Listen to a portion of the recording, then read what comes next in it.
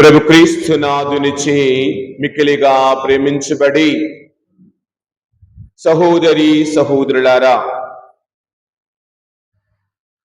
ఈ రోజున మనందరము కూడా దేవుని వాక్యమును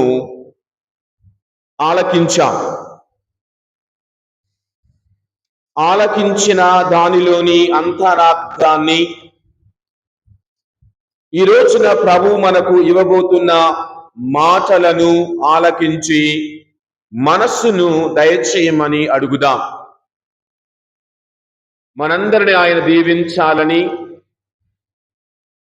ఈ 16వ ఆదివారపు వాక్యములోని దాగి ఉన్న రహస్యము నా జీవితానికి ఏమి నేర్పిస్తూ ఉన్నదో కూడా తెలియచేయమని మనందరము ఆ ప్రభువుని సంపూర్ణమైన మనసులతో అడుగుదాం. ఈ రోజున మనము మొదటి పట్టణాన్ని, సువార్త పట్టణాన్ని ఆలకించినప్పుడు విన్నాము కదా, ఏమని మనకు వాక్యాలు తెలియజేస్తూ ఉన్నాయి? అన్నీ కూడా ఆతిథ్యము. అబ్రహాము ఆ ముగ్గురు మనుషులకు ఆతిథ్యముని ఇచ్చాడు. అనగా సువార్త పట్టణములో మార్తమ్మ మరియమ్మలు ఇరువురు యేసు ప్రభువునకు ఆతిథ్యముని ఇచ్చారు. అనగా వారు దేవునికి తమ జీవితములో, తమ కుటుంబములో స్థానమును ఇచ్చినట్లుగా మనము నేర్చుకుంటూ ఉన్నాం. దేవునికి తమ జీవితములో, తమకున్న దానిలో దేవునికి పంచి ఇచ్చిన విధానాన్ని మనము నేర్చుకుంటూ ఉన్నాం.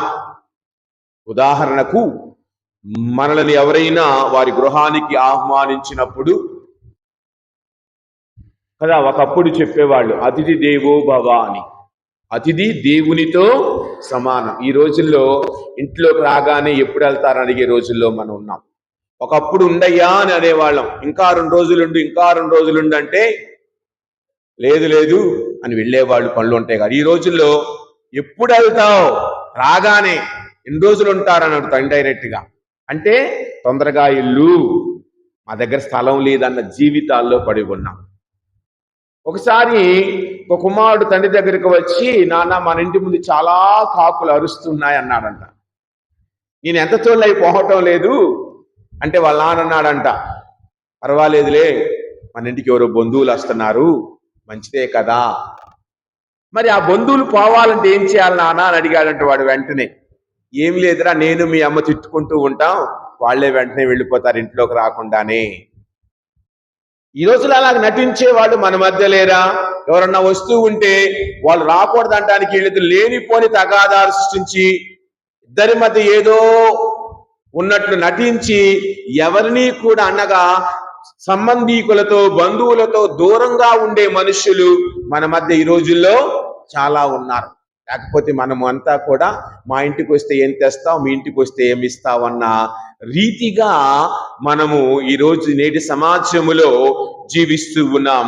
ప్రియా సహోదరి సహోదరులారా, గమనించినట్లయితే ఆ మొదటి పట్టణంలో కొద్దిగా మనము ధ్యానించుకుంటే, మొదటి పట్టణములో సింధూరపు వృక్షము దగ్గర మధ్యాహ్న సమయములో చక్కగా అబ్రహాము కూర్చొని లేక మా చెట్టు నీడలో వండుకొని ఉండగా ఏమి జరుగుతూ ఉన్నది? 2వ వచనములో, తల ఎత్తి చూడగా దాపున 3 మనుషులు ఆయనకు కనిపించారు. తల ఎత్తి చూడగా అన్న మాటని ఇక్కడ మనము చూస్తూ ఉన్నాం. గమనించండి, తల ఎత్తి చూడగానే ఈ పదం చాలా గొప్ప పదం. మనం తల ఎత్తి చూస్తే మనకి ఎవరు కనబడతారు? గుడిలో ఎవరు కనబడుతున్నారు? ఇంటి వద్ద ఎవరు కనబడతారు? బైబిల్ గ్రంథంలో గమనిస్తే ప్రభువు తల ఎత్తి చూడగా జక్కయ్యను చూశాడు. ప్రభువు తల ఎత్తి చూడగా వ్యభిచారంలో పట్టుబడిన స్త్రీని రక్షించిన విధానాన్ని చూశాడు. మరి ప్రభువు నీ వైపు తల ఎత్తి చూడగా నీ జీవితంలో ఏమి చూస్తూ ఉన్నాడు? ప్రభువు తల ఎత్తి చూడగా అని అనుకుంటే దానికి బదులుగా నీవు తల ఎత్తి చూడగా ఎవరిని నీ జీవితంలో చూస్తూ ఉన్నావు? నీ జీవితంలో తల ఎత్తుకొని బ్రతుకుతూ ఉన్నావా? అది అంటారు కదా పెద్దలు, బ్రతికితే తల ఎత్తుకొని బ్రతకాలరా అంటారు, దించుకొని కాదు. తల ఎత్తుకొని బ్రతకటము అంటే నీతిగా బ్రతకటం. తల ఎత్తుకొని జీవించటము అంటే దేవుని సాన్నిధ్యములో జీవించటం. తల ఎత్తుకొని జీవించటము అంటే క్రీస్తు వలె జీవించటం ఆయన మనకు నేర్పుతూ ఉన్నారు. అబ్రహాము తల ఎత్తి చూడగా దేవుని చూడగలిగాడు. మరి నీ జీవితములో, నీ కుటుంబములో తల ఎత్తుకొని చూడగా ఎవరిని నీవు చూస్తూ ఉన్నావు? ఈ రోజున ఎవరి వైపు నీ దృష్టి ఉన్నది? పేతురు తల ఎత్తి చూడగా మొదట ప్రభువునే చూశాడు, కానీ తన చుట్టూ ప్రక్కల ఉన్న గాలిని చూడగానే భయపడిపోయి మునిగిపోయాడు. మరి నీవు కూడా మొదటిలో తల ఎత్తుకొని ప్రభువుని చూచి నడిచినా ఈ నేటి సమాజములో, నేటి మన చుట్టూ ఉన్న క్షణభంగురమైన ఆనందాలకు లోనై నీ జీవితాన్ని పాడు చేసుకుంటూ ఉన్నావా? నీ జీవితాన్ని వృధా చేసుకుంటూ ఉన్నావా? నీ జీవితంలో ఉన్న చక్కని కాలాన్ని పాడు చేసుకుంటూ ఉన్నావా? మన జీవితాలలో, మన చుట్టుప్రక్కల లేరా? మన యొక్క కుటుంబాల్లో కూడా లేరా? ఒక వయసు వచ్చినా కానీ ఇంకా తల్లిదండ్రుల మీదనే ఆధారపడి జీవించేవారు, ఇంకా పెళ్ళైనా కానీ అమ్మా నాన్న తెచ్చే జీతం మీద బ్రతికే ప్రబుద్ధులు, బిడ్డలు మన మధ్య లేరా నేటి సమాజంలో? ఒకసారి మనందరము ఆలోచిద్దాం. పని చేయాలంటే బద్ధకం, పని చేయాలంటే ఒళ్ళు బరువు, పని చేయాలంటే నామోషి, నేనా మొయ్యాల్సిందా, నా అని అలాగా నేనంతా, ఆ పని నాకా, నా చదువు తగ్గ పని అని పనుల కోసం వెళ్లకుండా ఇళ్లలోనే ఏసీలు వేసుకొని చక్కగా నిద్రించే బిడ్డలు మన మధ్య లేరా? మనతో లేరా? కావున ఈ రోజున ఒక్కసారి ఆలోచిద్దాం. నీ జీవితములో ఎవరిని చూచి అనుకరిస్తూ ఉన్నావు? ఎవరి వైపు చూచి అనుకరిస్తూ ఉన్నావు? ఎవరితో కలిసి నీవు వెళుతూ ఉన్నావు? అబ్రహాం పిలువగానే దేవునితో నడిచి వెళ్ళిపోయాడు. అబ్రహాము దేవుని చూశాడు, నడిచి వెళ్ళిపోయాడు. దేవునితో నడిచి వచ్చేసాడు తన గృహాన్ని వదలి. ఈ రోజుల్లో ఒక్కడే కొడుకండి, ఒక్కడే కూతురండి, ఏం పంపిస్తాం ఉద్యోగానికి అని అమ్మా నానే పాడు చేసేవాళ్ళు లేరా మన మధ్య? ఏదోలే వాడు బ్రతుకు, లేదు మా కళ్ళ ముందుంటే అదొక ఆశ, మా కళ్ళ ముందుంటే అదొక ఆశ అంట. ఏంటి నువ్వు పోయిన తర్వాత వాడి పరిస్థితి ఏంటి? నువ్వు పోయిన తర్వాత వాడి జీవిత పరిస్థితి ఏంటి? వాడిని దేనికి పనికిరాని వాడుగా తయారు చేసి ఇంట్లో కూర్చోబెడతాం. చివరికి భార్య పోషణ మీద బ్రతికే ప్రబుద్ధులు కూడా ఉన్నారు. కావున ఈ రోజున నీవు నేను నేర్చుకోవలసిన విషయాలు చాలా ఉన్నాయి. ఆతిథ్యము, నీవు ఇచ్చు ప్రతి ఆతిథ్యము దేవుని చేత దీవించబడతావు. ఈ రోజున చక్కగా మన సిస్టర్లు జ్వాకీమాన్నమ్మల పండుగను మన విచారణలు ఈ రోజున చేస్తూ ఉన్నారు, దంపతుల మహోత్సవం. కానీ మనం ప్రతి సంవత్సరం లాస్ట్ 2 సంవత్సరాలు 3 సంవత్సరాలు చేసుకున్నాం. కానీ కొన్ని కారణాల వలన ఈ సంవత్సరాన్ని కొద్దిగా తీసివేయాల, ప్రక్కన ఉంచాం అంతే. ఈ రోజున కొద్ది సమయం సువార్తలోనికి వెళదాం. సువార్తలో గమనించినప్పుడు 3 మనుషులను చూస్తూ ఉన్నాం. ఎవరెవరో చెప్పగలరా? నా అలవాటు ఏంటంటే నేను చెప్పుకొని పోతా ఉంటాను. మీ దగ్గర నుంచి క్వశ్చన్లు వేయట్లా. పోయిన వారము, అంతకు ముందు వారము వేరే పాత్రలు ఇస్తూ అందరు ప్రశ్నలు వేస్తున్నారు. నేనేమో మామూలుగా చెప్పుకుంటూ వెళుతున్నాం వాక్యాన్ని. నేను కూడా నేర్చుకోవాలి. అయితే కొత్త పందాన్ని తయారు చేసుకోవాలి. ఎంతమంది ఉన్నారా ఈనాడు సువార్తలో? 3. ఎవరెవరు?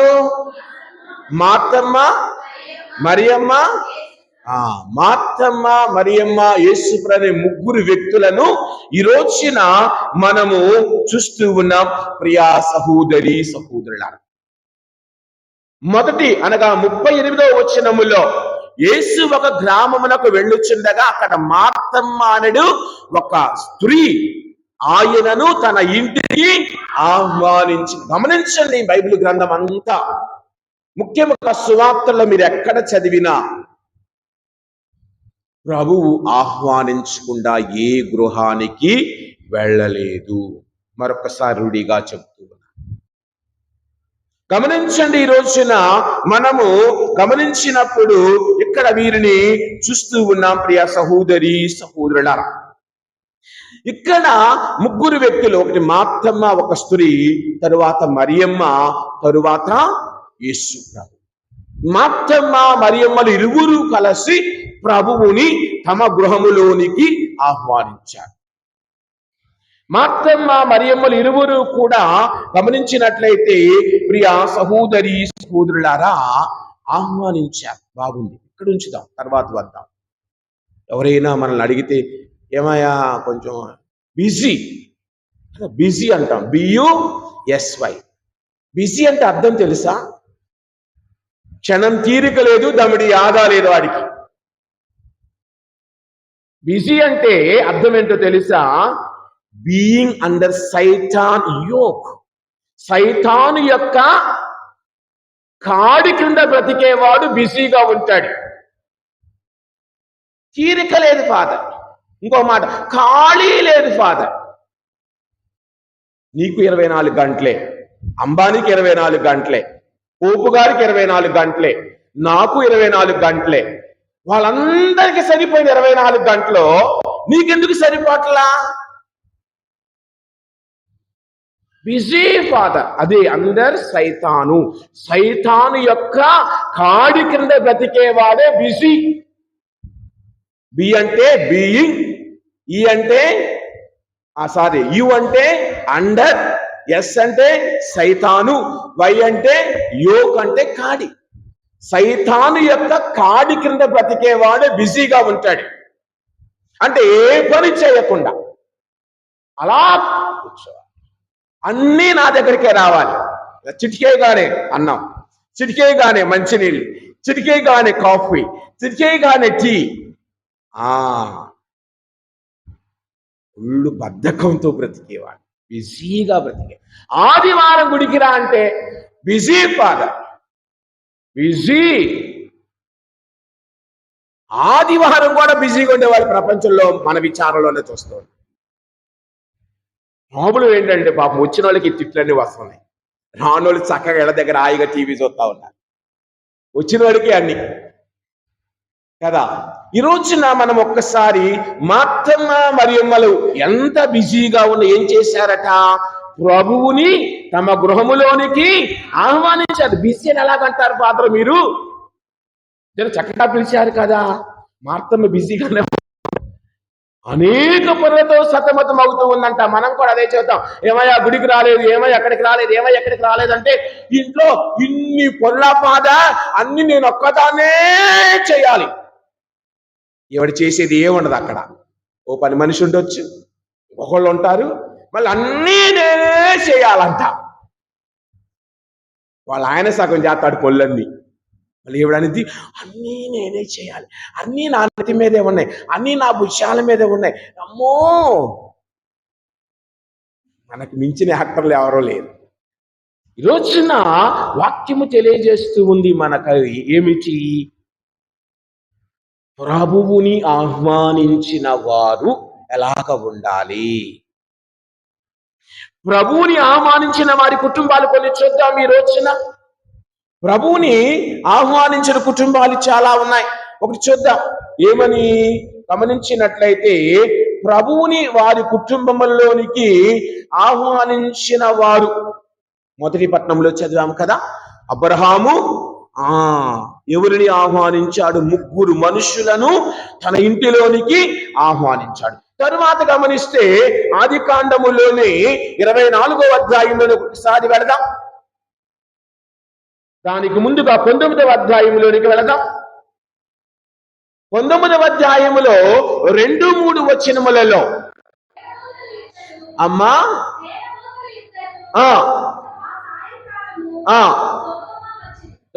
సోదోము గొమొర్రా పట్టణాలకు ఇద్దరు దేవదూతలు వచ్చారట.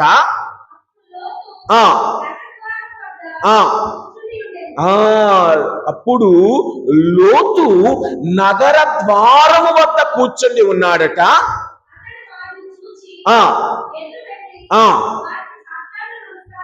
చేసి అయ్యలారా,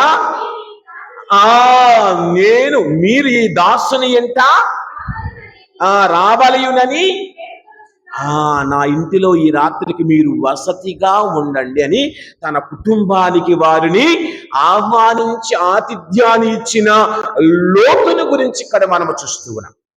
గమనించండి. తరువాత 24వ అధ్యాయములో ఏమి చూస్తూ ఉన్నాం? 15వ వచనము నుండి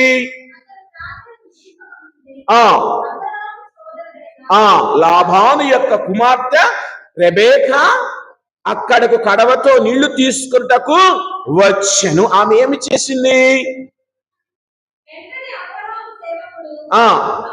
అమ్మా ఎలియాసరు, అబ్రహాము సేవకుడైన ఎలియాసరు రెబేకాను మంచి నీళ్లు అడిగారు. ఈ రోజుల్లో దారిని పోతే అమ్మ కొంచెం మంచినీళ్ళు అంటే అక్కడ షాప్ వద్దగా కొనుక్కొని తాగనే రోజుల్లో మనం ఉన్నాం.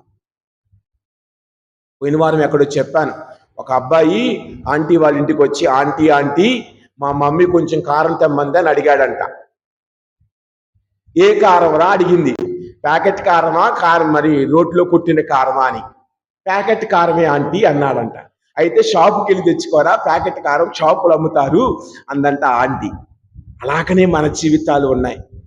అలాగనే ఒకప్పుడు అడిగిచ్చేవాళ్ళం, ఏమైనా ఉందా లేదా అమ్మా చూసుకో, ఊరెళ్ళి వచ్చారు కదా సహాయపడే వాళ్ళు, ఈ పూట మా ఇంట్లో తయారు చేసి అన్నం పంపిస్తా. ఈరోజు పైనుంచి మీ పైన ఎవరు చచ్చిపోయినా, కింద ఎవరు చచ్చిపోయినా, పక్కన ఇంట్లో ఎవరు చచ్చిపోయినా సంబంధం లేదు. నా కడుపు చల్ల కదలకుండా ఉంటే చాలు. గమనిద్దాం ప్రియ సహోదరి సహోదరులారా, ఇక్కడ రెబేకా ఏమి చేస్తుంది? తర్వాత వచనాలలో అయ్యా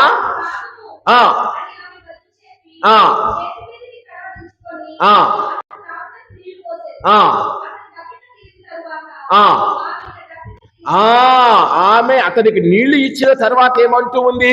నీ ఒంటెలకు కూడా నేను నీరును పుష్కలముగా ఇచ్చేదను అని సహాయపడింది ఆ బాటసారికి ఆ అమ్మాయి. అది 3వ వ్యక్తిని చూస్తూ ఉన్నా. గమనించండి. అలాగనే 2వ రాజుల గ్రంథములో 4వ అధ్యాయం 8వ వచనాన్ని ఒకసారి చూద్దాం. 8వ వచనం ఒకసారి చూద్దాం. 2వ రాజుల గ్రంథం 4వ అధ్యాయం 8వ వచనం. ఒకనాడు ఎలీషా షునేము నగరమునకు వెళ్ళుచుండెను. అతడు అచ్చట వసించు ఒక స్త్రీ అతనిని బోధకుడిగా గుర్తించి భోజనమునకు రమ్మని బలవంతముగా పెట్టెను. అప్పటి నుండి ఆయన ఆ ప్రాంతము మీదుగా వెళ్ళు ప్రతి సమయములో కూడా ఆ స్త్రీ ఇంటికి వెళ్ళి ఆమె ఇంటిలో భోజనమును చేసేవాడు. తర్వాత ఏం చేసింది ఆవిడ? ఆయనకు ఒక గృహాన్ని కూడా పైన గదిలో ఒక గదిని నిర్మించి మంచం వేసి ఆ ఉండటానికి ఒక స్థలాన్ని కూడా తయారు చేస్తుంది. ఇక్కడికి బాగానే ఉంది. ఈ షునేము వనిత ఎలీషాకు ఆతిథ్యాన్ని ఇవ్వటాన్ని ఇక్కడ నేను చూస్తున్నా. అలాగనే గమనించుకుంటూ కిందకు వెళితే నూతన నిబంధనలోనికి వద్దాం. లూకాసు వార్తలు 10వ అధ్యాయం 38వ వచనం ఈ రోజున వాక్యమే అది. తర్వాత లూకాసు వార్త 19వ అధ్యాయం 5వ వచనములో అచ్చటికి వచ్చినప్పుడు పైకి చూచి అతనితో దిగిరమ్ము, నేను నీ ఇంట ఉండా. అదండి, ప్రభు నీ ఇంటిలో ఉండాలనుకుంటున్నాడని ఆయనే స్వయముగా. ఎందుకు? అప్పటికే ఆయన అనుకుంటూ ఉన్నాడు, ఆయన నేను చూడాలని. చూసిన తర్వాత ప్రభు ఏమండి, నేను నీ ఇంటిలో ఉండా తలంచాను అని ఆతిథ్యము నాకు ఇవ్వు, నేను అతిథిగా రావాలనుకుంటున్నాను అని అంటూ ఉన్నాడు. అలాగనే అపోస్తల కార్యాలు 16వ అధ్యాయం 15వ వచనం లేక 14వ వచనం, ముందు 14వ వచనం చదువుదాం. ఆ ఆ థియైతా నగరం నుండి వచ్చిన లిథియాను ఒక స్త్రీ కలదు. ఆమె ధూమవర్ణము వస్త్రములను తయారు చేయొచ్చు, అమ్ముకొనుచు వ్యాపారము చేయుచుండెను. ఆమె దైవ భక్తురాలు. ప్రభు ఆమె హృదయమును తెరిపించి పౌలు బోధనలు సావధానముగా ఆలకించినట్లు చేసెను. తర్వాత వచ్చిన ఆమెయు ఆమె ఇంటి వారును ఆమె బంధుమిత్రాదులను అందరూ కూడా జ్ఞానస్థానమును పొందిరి. తర్వాత ఆమె ఏమంటూ ఉంది? అయితే మీరు మా ఇంటికి వచ్చి మా ఇంటిలో ఉండాల్సిందే. నేను ప్రతిజ్ఞ చేస్తుంది, నేనే గనక ఫలానా వాళ్ళనైతే ఇది జరగాలంటాం కదా, అలాగనే అయ్యా నా విశ్వాసం గట్టిదైతే, నేను నిజంగా జ్ఞానస్థానం పొందిన బిడ్డనైతే, నాలో జీవము, నాలో దేవుని యొక్క ప్రణాళిక ఉంటే, మీరు నా గృహములకు వచ్చి నా ఆతిథ్యమును నా ఇంటిలో ఉండవలసినదిగా మేము కోరుచున్నానని పౌలు గారిని అతని మిగతా సభ్యులందరినీ ఆ స్త్రీ ఆహ్వానించటాన్ని ఇక్కడ మనము చూస్తూ ఉన్నాం. తర్వాత గమనించినప్పుడు అదే అధ్యాయములో 38వ వచనం, 33వ వచనం, 34వ వచనం, చెరసాల అధికారి వారిని తీసుకొని కడిగి తన ఇంటిలోనికి తీసుకుని వెళ్ళాడు. చెరసాల అధికారి పౌలును శిలాసులను వారి ఆ యొక్క చెరసాల నుండి తన గృహములోనికి తీసుకుని వెళ్ళి ఆతిథ్యాన్ని ఇచ్చిన విధముగా మనము చూస్తూ ఉన్నాం. ప్రియా సహోదరి సహోదరుల, కావున ఇవన్నీ మనము గమనించినప్పుడు ఆతిథ్యము ఇచ్చుట వలన నీకు పోయేది ఏమీ లేదు. ఈ రోజున సువార్త పట్టణములో ఆ యొక్క మార్తమ్మ మరియమ్మలు ప్రభువుని ఆహ్వానించిన విధముగా నేటి సమాజములో ముందు గురువులను నీవు ఆహ్వానిస్తూ ఉన్నావా? ఎవరైనా ఫాదర్ గారు రావాలంటే, ఫాదర్ మా ఇంటికి రండి అని ఆహ్వానించిన వాళ్ళు ఎంతమంది ఉన్నారు ఈ సమాజంలో? రోజులు మారే. ఒకప్పుడు ఫాదర్లు హౌస్ విజిటింగ్ చేసేవాళ్ళు, అప్పుడు ఫ్రీగా ఉండేవాళ్ళు, వచ్చేవాళ్ళం. ఇప్పుడు ఫాదర్ గారు వస్తున్నా, అమ్మ నేను రావాలని, మా ఆయన ఉండట్లేదండి, మాకు ఆ టైం వరకు బిజీ అండి, మా ఆయన ఊరు వెళ్తున్నాడండి, అమ్మ నేను హౌస్ విజిటింగ్ చేయాలనుకుంటున్నా, అందుకే నేను మానేశాను.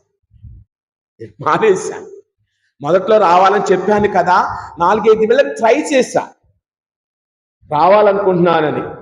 మేము ఊరు వెళ్ళి ఒక వారం తర్వాత వస్తామండి, మేము ఊరు వెళ్తున్నామండి, అదండి ఇదండి. ఇంకెందుకు పిలిచినప్పుడు ఎటు అక్టోబర్లో సగం మంది పిలుస్తున్నారు కదా, అప్పుడు వెళ్దాంలే నువ్వు వదిలేసా. కానీ ఈ సంవత్సరం వదలేదు, ఈ సంవత్సరం వదలను. సెప్టెంబర్ అక్టోబర్ 2 నెలలు ఫిక్స్డ్ అనమాట. అందుకే ఇవన్నీ వదిలేసా. ఈ నెలలో వదిలేసి వేరే విషయాలన్నీ తర్వాత చెప్తాను, ఎందుకు ఈ నెలలో నేను అవన్నీ వదలకుండా ఉంటున్నాను.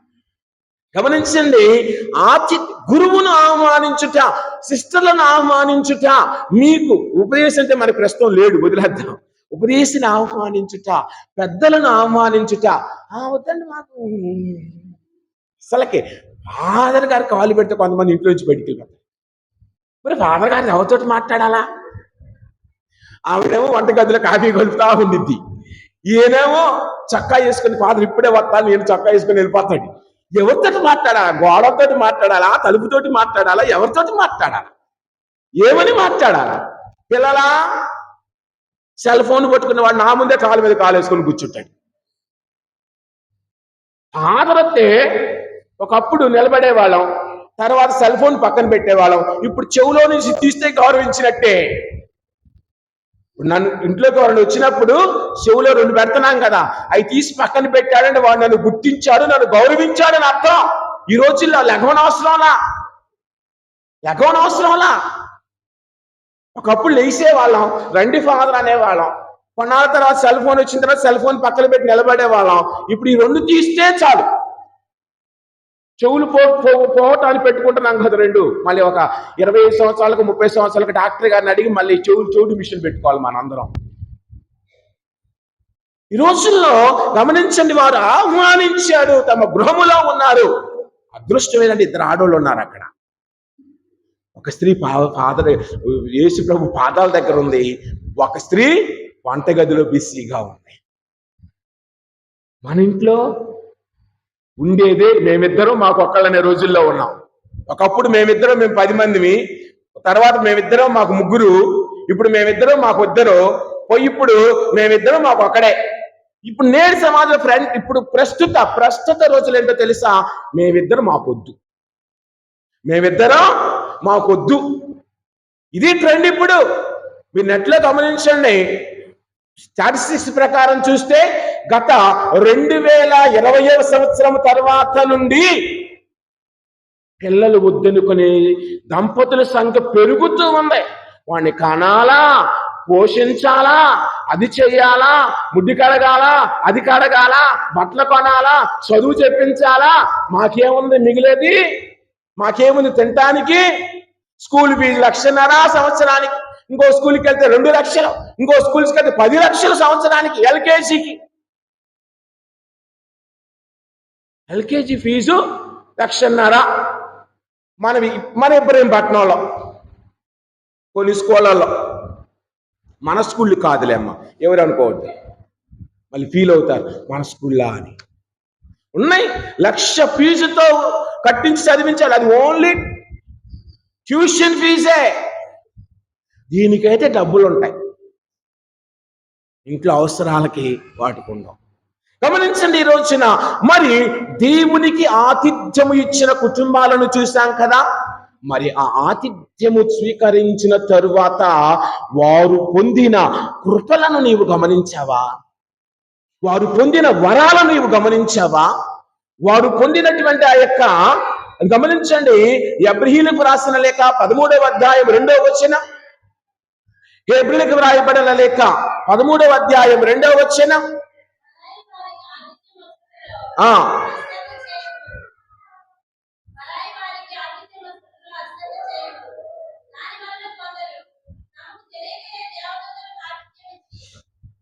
ఇప్పుడు చదువు తల్లి. పరాయి వారికి ఆతిథ్యము వసగుటలో అశ్రద్ధ చేయకుము, దాని వలన కొందరు తెలియకయే దేవదూతలకు ఆతిథ్యమును ఇచ్చిరి అని అబ్రహాము గురించి ఇక్కడ ఆయన మాట్లాడుతూ ఉన్నాడు. ఒకప్పుడు ఎవరైనా మధ్యాహ్నం పూట రోడ్డు మీద వెళుతూ ఉంటే పల్లెటూళ్ళలో వాడిని చూడగానే కొంతమంది అయ్యా మంచినీళ్ళు తాగిళ్ళు, మజ్జిగ తాగిళ్ళని ఇచ్చేవాళ్ళం. ఈరోజు సొలసి పడిపోతే సెల్ ఫోన్లో రికార్డ్ చేసే వాళ్ళమే కానీ అట్లీస్ట్ హాస్పిటల్ వరకైనా 108 బుక్ చేసే బ్రతుకుల్లో మనలేము. అప్పుడు పడిపోతే ఆటోని ఏదో పిలిపించి మనం అందులో ఉండి అక్కడ చెప్పొచ్చాం, అయ్యో నాకెందుకు ఈ బిజినెస్, అయ్యో నాకొద్దులే అని మనల్ని మనం దూరం చేసుకునే బ్రతుకుల్లో ఉన్నాం. మన చిన్నతనంలో మీరు గమనించలేదా? ఈ పిల్లల కంటే తెలియదు. మీ చిన్నతనంలో మన అమ్మ తాతయ్యలు, అంటే మాకు తాతయ్యలు అనుకున్నాం, లేకపోతే వీళ్ళకి నాయనమ్మలు, వాళ్ళు ఏం చేసేవాళ్ళు? ఎవరైనా ఊళ్ళల్లో కొత్త వాళ్ళు కనపడితే పరదేశులు అనేవాళ్ళు. పరదేశులు ఇంటింటికి వచ్చి జపమాలు చెప్పి మన ఇంటిలో ఆతిథ్యాన్ని తిని ఇంకొక ఇంటికి వెళ్ళేవాడు రోజుకి. అసలు ఆ రోజులు ఇప్పుడు కనపడుతున్నాయా? పరదేశ్ అంటేనే పరాయివాడిగా మనం చూస్తూ ఉన్నాం. పరదేశ్ అంటేనే పరాయివాడిగా చూస్తూ ఉన్నాం. ఈ రోజులో సొంత అన్న వచ్చిన సాయంత్రానికి వెళ్ళే స్థితిలో ఉన్నాం. సొంత చెల్లెలు వచ్చిన కాఫీ చుక్క ఇచ్చే బ్రతుకులు కాదు మనం నేటి సమాజంలో. పెళ్లి చేశాంగా, అంత ఇచ్చాంగా, ఇంత ఇచ్చాంగా, మళ్ళీ మా ఇంటికి తగలడిందే అని అనుకునే, ఏమంటారు ఆవిడ్ని, కోడల్ని, మరదలా లేకపోతే ఆడపడుచు ఇంటికి వస్తే కోడలు ఏం అది కోడలు అంటారు ఆవిడ్ని, వదిన ఏం చేయాలా? చక్కగా ఇంటి ఆడపిల్ల వచ్చిందని ఒకప్పుడు చాలా చక్కగా, ఈ రోజుల్లో ఎప్పుడత్తా, ఏంటి మళ్ళీ వచ్చా, అప్పుడే వచ్చా, నెలకు 2 సార్లు వస్తున్నా ఏంటి అని ఎంక్వైరీలు చేసేవాళ్ళు. ఏం తీసుకెళ్ళిద్ది వాళ్ళ నాన్న దగ్గర నుంచి? అత్తా మామలు బ్రతుకుంటే పర్వాలా, వాళ్ళు పొయ్యారంటే ఇంకా ఆయన మీదకి సాయంత్రం నుంచి రాచి వచ్చేయటమే జీవితంలో. గమనించండి, ఇక్కడ ఏమంటూ ఉన్నది? ఆతిథ్యము, పరాయి వారికి ఆతిథ్యము ఇచ్చుటలో నీవు వెనుకాడవద్దు, సహాయము చేయుటలో వెనుకాడవద్దు. వారికి తెలియకయే దేవదూతలకు వారు ఆతిథ్యమును ఇచ్చి దేవుని దీవెలను పొందారు అని అంటూ ఉన్నారు. తర్వాత వచనాన్ని గమనిస్తే మనము చూచినట్లయితే ఆదికాండం 18వ అధ్యాయం 9వ వచనంలోనికి ఒకసారి వెళదాం. 9వ వచనం, వాళ్ళు ఏమంటూ ఉన్నది? ఆతిథ్యాన్ని తీసుకున్న తర్వాత ఆ ముగ్గురులో ఒక వ్యక్తి, నీ భార్య సారాయి ఎక్కడా అని అడగగా ఆమె వెనుక గుడారంలో ఉన్నదని అబ్రహాము చెప్పినప్పుడు ఆయన ఏమంటున్నాడు? వచ్చే సంవత్సరం ఇదే సమయానికి నీ ఇంటిలో ఒక బిడ్డ ఉంటాడు అనగా ఇచ్చిన ఆతిథ్యము ఊరక పోలేదు. నీవు ఎవరికి ఏమి సహాయం చేసి, అందుకే కదా ఒక వాక్యం ఉన్నది బైబిల్లో, ఏమిటి? మత్తయి సువార్త 10వ అధ్యాయం 40వ వచనం లేక 41వ వచనం,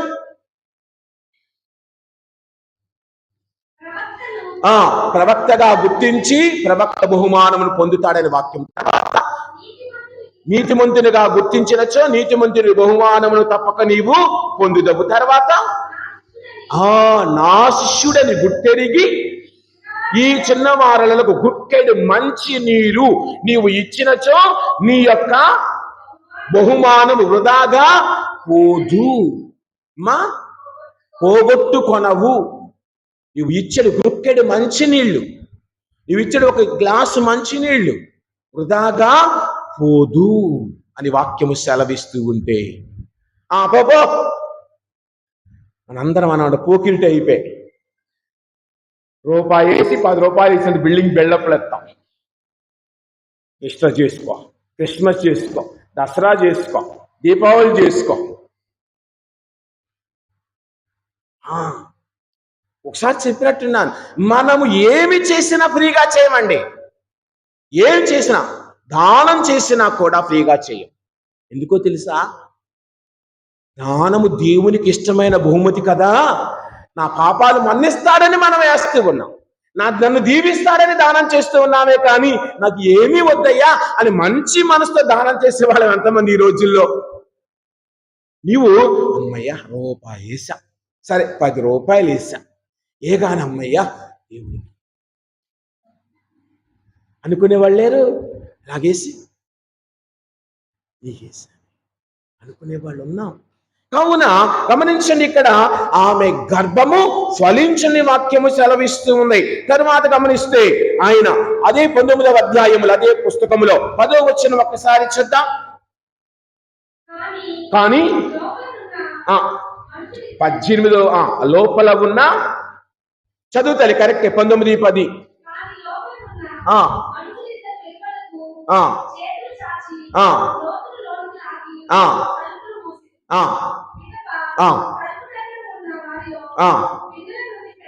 చూడండి, అక్కడ ఆ ఊరిలోని వారందరూ వచ్చి కొత్తగా వచ్చిన వాళ్ళని బయటికి పిలవమని అడుగుతూ ఉంటే, లోతు వారితో మాట్లాడుతూ ఉంటే వారిరువురు ఆయనను లోనికి తీసుకుని వెళ్ళారు. తర్వాత గమనించండి, మరుసటి రోజు సొదోము గొమొర్రా నాశనమవుతూ ఉంటే ఈయనిచ్చిన ఆతిథ్యమును బట్టి అతని కుటుంబము రక్షించబడింది. లోతు కుటుంబము మాత్రమే సొదోము గొమొర్రా పట్టణము నుండి రక్షించబడింది. కారణం లోతు ఇచ్చిన ఆతిథ్యమును బట్టి. తర్వాత గమనిస్తూ ముందుకు వెళితే 24వ అధ్యాయం 43-44 వచనాలు ఒక్కసారి చూద్దాం.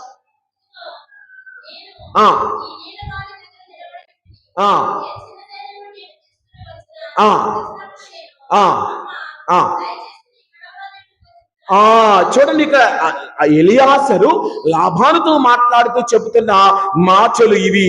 ప్రియా సహోదరి సహోదరులారా, నీ కుమార్తె నాకు సహాయం చేస్తున్నది, కావున ఆమె చివరికి ఏమవుతూ ఉన్నది?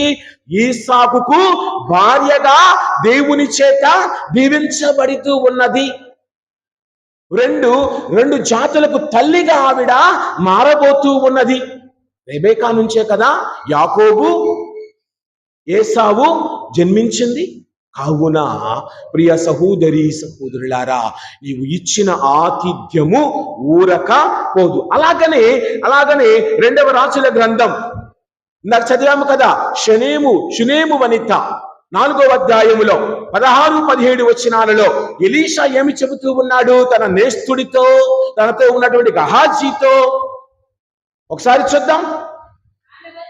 ఆ ఆ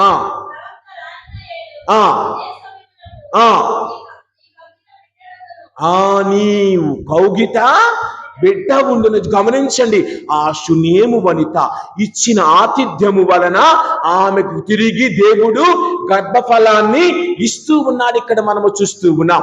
కావున మరి అలాగనే గమనించుకుంటూ వెళితే మరి మార్తమ్మ మరియమ్మలు ఇచ్చిన ఆతిథ్యం మనందరికీ తెలిసింది. ఈనాటి సువార్తలో వారికి జరిగిన ఫలితం మనందరికీ తెలుసు కదా.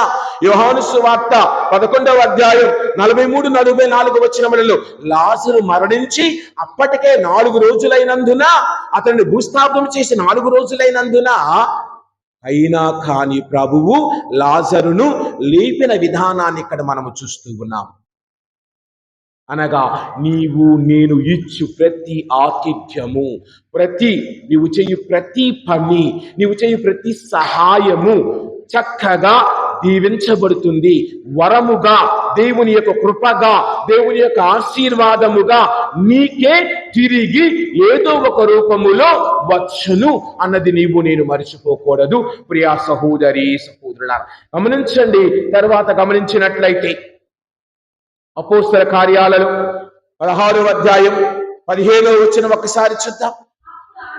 ఆమెయు ఆమెకు ఇంటి వారును తర్వాత చదవను చదువు తల్లి. పొందిరి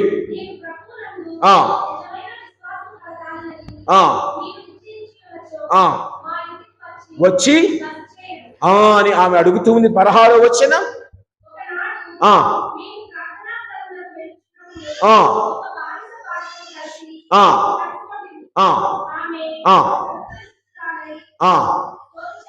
చూడండి, ఈ స్త్రీ ద్వారా ఒక కుటుంబము బాగుపడుతూ ఉంది. పౌలు గారి ద్వారా ఈ స్త్రీ పొందిన విశ్వాసము ఇతరులకు లిదియా అందించచాన్ని మనం ఇక్కడ చూస్తూ ఉన్నాం. తరువాత గమనిస్తే అదే అధ్యాయములో 31వ వచనములో ఏమంటూ ఉన్నది? ఆ చెరసాల అధికారియు అతని కుటుంబమును రక్షించబడ్డారు. అతని ఇచ్చిన ఆతిథ్యమును బట్టి, పౌలు చేత, శిలాసుల చేత. మరి నీవిచ్చిన ఆతిథ్యమును బట్టి నీ కుటుంబము రక్షించబడుతూ ఉందా? నీ కుటుంబము ఆశీర్వదించబడుతూ ఉందా? నీ బిడ్డలు దీవించబడుతూ ఉన్నారా? నీ కుటుంబంలోని వారందరూ ఆరోగ్యముతో ఉంటూ ఉన్నారా? నీ కుటుంబంలోని వారందరూ దేవుని ప్రణాళికలో నడుస్తూ ఉన్నారా? కావున మరి నీవు నేను ఒకసారి ఆలోచిద్దాం. ప్రియా సహోదరి సహోదరులారా, దేవుని ప్రణాళికలను బట్టి, దేవుని యొక్క మనకిచ్చినటువంటి యొక్క చక్కని అవకాశాలను బట్టి ఉపయోగించుకుంటూ ఈ రోజున సువార్తలు మనం విన్నటువంటి ఆ యొక్క మార్తమ్మ మరియమ్మల జీవితమును బట్టి అది రెండూ కావాలి. ఒకటి పని కావాలి, ప్రార్థన. రెండు మన జీవితానికి అవసరం. అంటే మరియమ్మ లాంటి హృదయం, మార్తమ్మ లాంటి చేతులు మనలో ఉండాలి. ఇదేంటో యేసు ప్రభు అన్నారు కదా, మార్తమ్మ మార్తమ్మ నీవు అనేక మందితో సతమతమవుచున్నావు అని ప్రభు అన్నమాట వాస్తవమే. కానీ మన జీవితానికి రెండూ ఉండాలి. పని ఉండాలి, ప్రార్థన ఉండాలి. పని ప్రార్థన కలిసినప్పుడే నీ జీవితము దీవించబడును.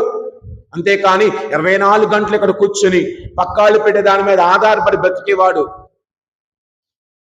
కావున గమనించండి, సమాజంలో మనం ఏ విధముగా ఉంచి ఉన్నాం. రెండూ కావాలి. మార్తమ్మ లాంటి చేతులు కావాలి, మరియమ్మ లాంటి హృదయము కావాలి. ఆ రెండు మనలో ఎదగాలని ప్రార్థించాలి. ఎందుకంటే ఆ రెండులో ఏది తగ్గినా రెండూ తగ్గిపోతాయి. ఈ రోజుల్లో పని పని పని అని అదే అంటారు కదా, వర్కహాలిక్ అంటూ ఉంటాం, లేక వర్కింగ్ హార్స్ లాగా, గుర్రం లాగా పరిగెత్తి పరిగెత్తి పరిగెత్తి పనిచేస్తూ ఉన్నాం. చివరికి మిగిలేది ఏమిటి? నువ్వు సంపాదించినంత డాక్టర్ గారి దగ్గరికి ఇవ్వాలి. నీవు విరామము లేకుండా, విసుగు లేకుండా పనిచేసావు, మంచిదే. చివరికి ఆ విరామము విసుగు లేకుండా చేసే సమయము నీకు మంచి ఫలితాన్ని ఇవ్వాలి. అది ఎంతమందికి ఈ రోజుల్లో వసకబడుతూ ఉంది? ప్రతి ఒక్కరం పనులమే. పని చదువు చదువు చదువు చదువు చదవాలి, కరెక్టే. 10 గంటలు 12 గంటలు చదవాలి, ఆ వయసును బట్టి చదవాలి, తప్పు లేదు. కానీ మిగతాది కూడా వదలకూడదు కదా. నీ స్వశక్తితో నీవు రాలేవు. దేవుని సంకల్పము లేకుండా, దేవుని దీవెన లేకుండా, దేవుని ఆశీర్వాదము లేకుండా నీవు నేను ఎదగలేము. ఇక జ్ఞానం ఉంటే ఉండొచ్చు, కానీ సంస్కారం ఉందా? చదువు ఉండొచ్చు, సంస్కారం కూడా ఉండాలి కదా. అది నేర్పేది దేవాలయము, అమ్మా నాన్న. బడులు కూడా ఈ రోజుల్లో నేర్పడం లేదు. ఒకప్పుడు బడుల్లో నేర్చుకునే వాళ్ళ సంస్కారం. ఈ రోజుల్లో టీచర్లు కూడా వచ్చామా, పాఠం చెప్పామా, జీతం తీసుకున్నావా, వెళ్ళిపోయాం. అలాగనే ఉన్నాం. మన ఆర్సిఎం స్కూళ్ళతో సహా, మన మిషనరీ స్కూళ్ళతో సహా అందరూ బిజినెస్సే. అదేమంటే బయట స్కూళ్ళతో పోటీ పడాలి కదా. తప్పులేదు, కానీ నీ విలువలు పోగొట్టుకోకూడదు. నీ విలువలు పోగొట్టుకుంటే నీకు బయటోడికి తేడా ఏమిటి? కావున ఆ తేడా క్రైస్తవులకు ఇతరులకు తేడా నీ జీవిత విధానం. అదే పని, ప్రార్థన. ఆ రెండు ఉన్నప్పుడే మనందరము ఆశీర్వదించబడతాం. మనందరం మార్తమ్మలాగా అన్నిటిలో ఉండాలి. మరియమ్మ మాదిరిగా ప్రభు పాదాల దగ్గర కూర్చొని వినాలి. అదే మనము చూస్తూ ఉన్నాం చాలా వాక్యాలలో. ప్రియా సహోదరి సహోదరులారా, గమనించినప్పుడు అబ్రహామును పిలిచాడు. ఆదికాండం 22వ అధ్యాయం 11వ వచనం ఒక్కసారి చూద్దాం. ఆదికాండం 22వ అధ్యాయం 11వ వచనం.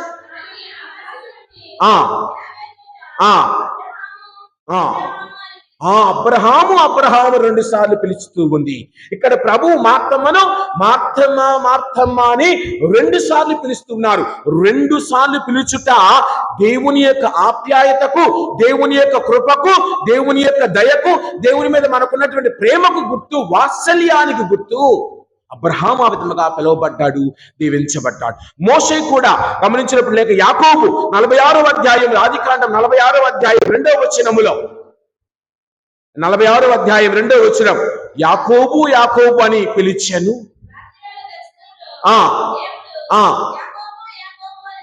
అతను ఏమంటున్నాడు? చిత్తము ప్రభు అని సమాధానం ఇచ్చాడు. ఇక 3వది నిర్గమకాండ 3వ అధ్యాయం 4వ వచనములో ప్రభు మోషేని ఏమని పిలుస్తూ ఉన్నాడు?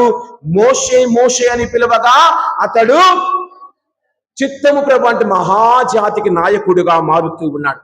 గమనించినప్పుడు తర్వాత అదే మొదటి సమూయేలు గ్రంథం 3వ అధ్యాయం 10వ వచనములో సమూయేలు దేవాలయంలో నిద్రించి ఉండగా యావే దేవుడు పిలిచాడు, సమూయేలు సమూయేలు అని పిలిచాడు.